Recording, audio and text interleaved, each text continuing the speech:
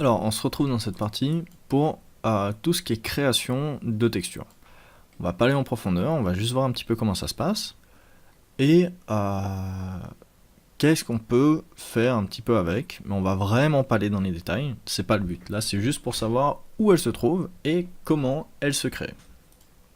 Donc ici en bas, on a un panneau avec 4 canaux. Donc on a créé, édition, fonction et texture. Et on voit qu'il y a beaucoup de choses. On va pas tous les utiliser, heureusement, mais on va quand même en utiliser quelques-uns. Et deux manières de créer une texture. C'est soit cliquer sur créer, matière, et on peut créer par exemple des matières qui sont prédéfinies, ou alors nouveau matériau et on va créer un matériel neutre. À la place de faire créer new matériau, on peut aller sur ce panneau, cliquer une fois et faire CTRL N, et normalement il crée un matériau, voilà, ou double clic. Alors, ce qu'il faut faire attention en faisant CTRL N, c'est que si je suis dans le viewport ici, donc là, le panneau de navigation et que je fais CTRL N, il va me créer un nouveau document. Et si je suis ici dans ce panneau et que j'ai cliqué une fois, il va faire une nouvelle texture. Donc personnellement, c'est pour ça que j'aime bien faire un double clic pour créer une texture. On va créer 3 textures. Et comme on avait vu avant avec les sélections d'objets, on voit ici l'attribut se modifie. Et là, on voit qu'on a les attributs des textures. Alors on peut soit travailler donc notre texture dans le panneau d'attributs, ou soit on va venir faire un double clic sur notre matériau, donc la texture, et ici on aura plus ou moins le même panneau qui va s'ouvrir, et on pourra se balader dedans assez librement. Donc ça c'est plutôt cool. On voit ici par exemple qu'on a les couleurs, donc on va mettre une couleur de chaque, pour chaque élément ici, créé. On va par exemple créer un rouge. Alors, peut-être que vous n'avez pas le même affichage que moi, ça se trouve, vous êtes en... Alors, voilà, peut-être que vous avez simplement comme ça, et vous devez cliquer ici, et vous aurez peut-être un panneau carré. Tout dépend peut-être de la version. Alors, je vais créer du rouge, ok.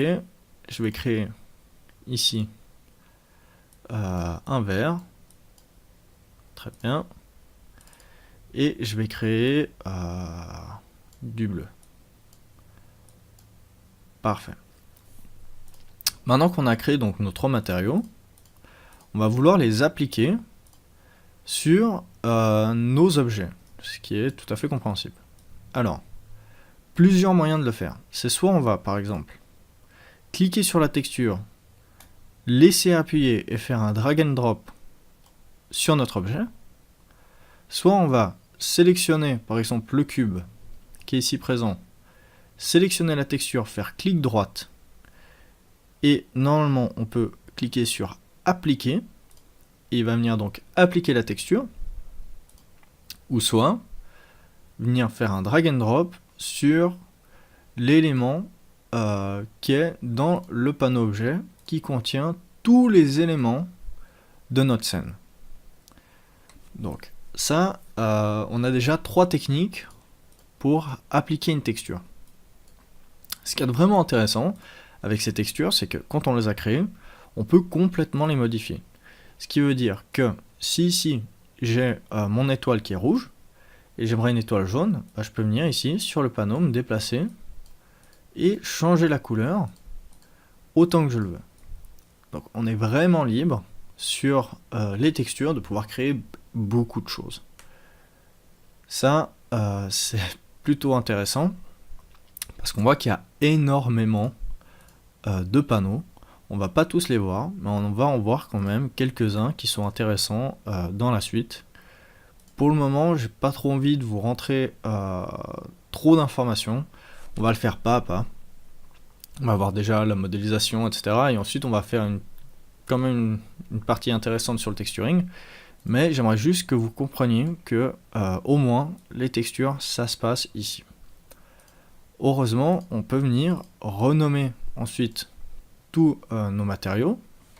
Donc par exemple l'étoile,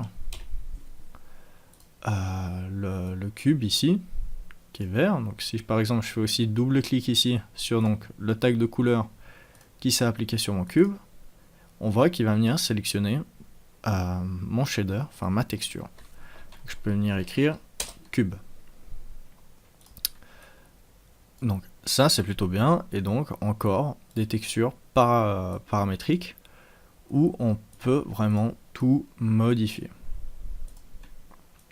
Donc ça c'est tout pour le texturing pour le moment.